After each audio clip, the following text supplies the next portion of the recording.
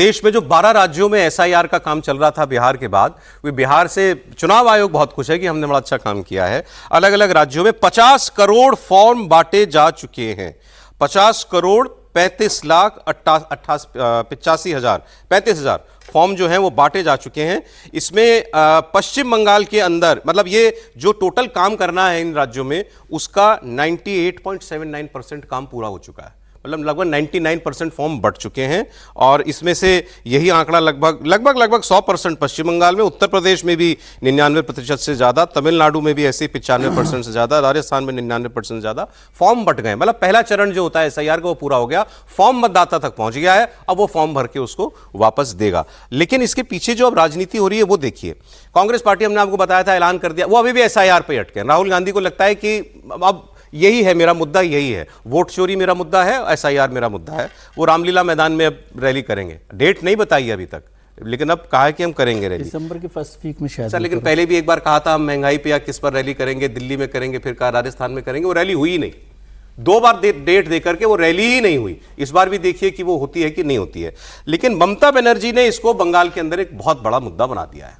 अब ममता बनर्जी अब ये कह रही हैं कि ये जो एक्सरसाइज चुनाव आयोग करना चाह रहा है 2-3 महीनों के अंदर, ये इस काम में बहुत लंबा वक्त लगता है। और उन्होंने इतना ज्यादा दबाव डाल दिया है बीएलओ के ऊपर, बीएलओ ही करता है ये काम। तो उन्होंने कहा 28 लोगों की मौत हो गई है अभी तक, एक ने तो खुदकुशी कर ली है। वो कह रही हैं कि ये चुनाव आयोग के काम, जबरदस्ती काम कराने का, कि नहीं ये काम 2 महीने में हमको खत्म करना है। उनका मानना है इस काम को करने के लिए आप साल भर लेते। भूमिका सारी ये बन रही है कि बिहार के अंदर ये बीएलओ, ये एसआईआर का काम ना हो। और अगर हो, वो रोक तो पाएंगी नहीं, लेकिन फिर वो ये कहेंगे कि बहुत जल्दबाजी में किया गया, और जल्दबाजी में किया तो इतने लोगों के नाम काट दिए, इतने लोगों के फर्जी वोट बना दिए। उसकी भूमिका जो है वो पूरी तरीके से बंगाल के अंदर तैयार हो रही है। सर देखिए, ममता बनर्जी उनको लगता है बिहार से सब मिल गया होगा निष्कर्ष कि उनका भविष्य क्या है। यदि एसआईआर सही मामले में होती है बंगाल के अंदर, और बंगाल में फेयर चुनाव होता है, बिना डर के वातावरण में चुनाव होता है, तो उनको भी ये पता है कि बंगाल की राजनीति से वो गायब हो जाएंगे।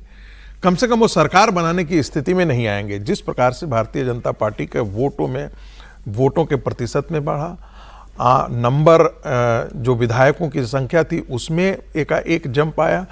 और आज के दिन में बंगाल की राजनीति पर, बांग्लादेश में जो कुछ भी घटित हो रहा है, वहां पर एक हिंदुओं का एक पोलराइजेशन, जबरदस्त तरीके का पोलराइजेशन देखने को बंगाल के अंदर मिल रहा है।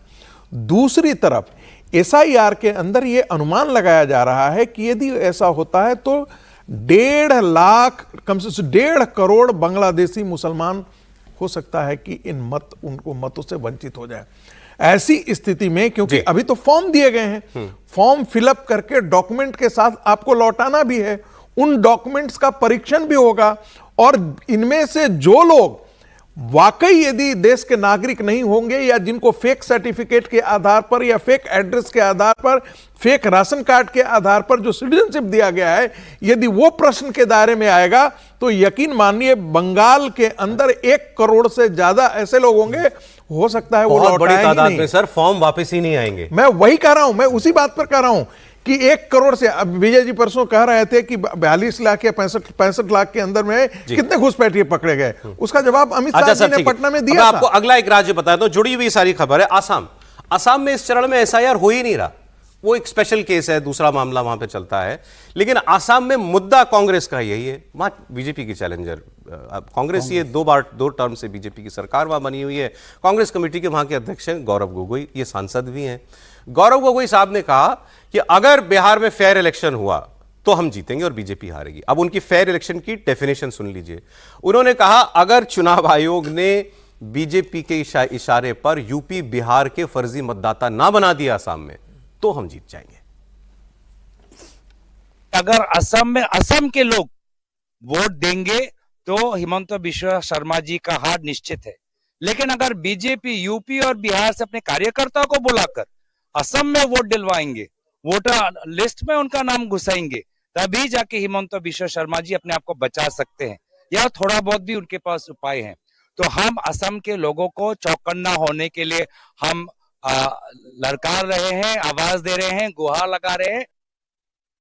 अब अभी ये बयान चला त्रिपाठी जी बोले कि मुमकिन है क्या कि मतलब कोई इतने लोग दूसरे राज्य से ले आए। मैं कह रहा हूं चलिए एक तो ये पहली बात हो ही गई, आप ये भी मान रहे हैं कि बीजेपी के पास इतने लाखों करोड़ों लोग हैं हाँ नहीं, यूपी बिहार में जिनको वो वहां भेज सकती है। चुनाव में आप तर्क देखिए किस किस तरह के ना, कि उत्तर प्रदेश से लोगों को ले आए, दिल्ली में जो बिहारी हैं उनको ले गए, मतलब इतनी स्ट्रेंथ है। हरियाणा से ट्रेन चलवा दी, ये बात केजरीवाल जी ने भी कही थी। केजरीवाल ने भी कही। फिर क्या कहा कि वो जो जीविका दीदियां हैं वो सब उनके लिए वोट डलवा रही थी।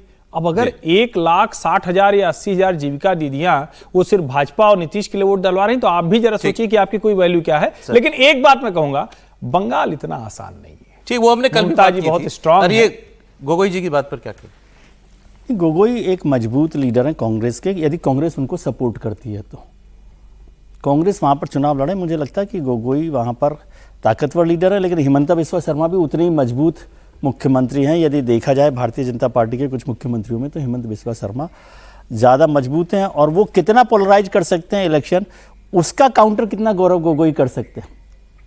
वहाँ पर पोलराइजेशन का काम हिमंत बिस्वा शर्मा टक्कर देते हैं आपको लगता है हिमंत शर्मा? कांग्रेस की ठीक ठाक सी स्थिति है, लेकिन वो चुनाव ही यदि ठीक से नहीं लड़ते, इसीलिए मैं कह रहा हूँ कांग्रेस संगठन कितना उसको चुनाव को लड़ती है वहां पर, ठीक है, उससे तय होगा।